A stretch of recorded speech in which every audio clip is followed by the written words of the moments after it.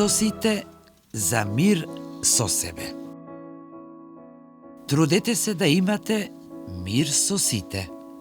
Послание до евреите, 12 глава, 14 стих. Спокојниот живот не е случајност, туку свесен избор што го правиме секој ден.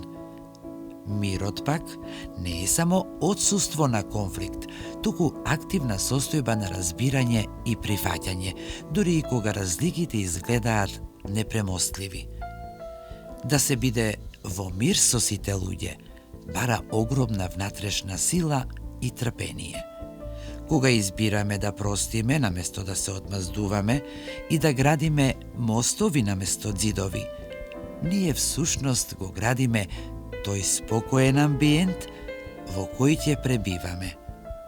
На тој начин узнаваме дека само преку патот на мирот можеме да ја откриеме суштината на сопственото постоење и воедно да ја почувствуваме вистинската длабочина на човечноста.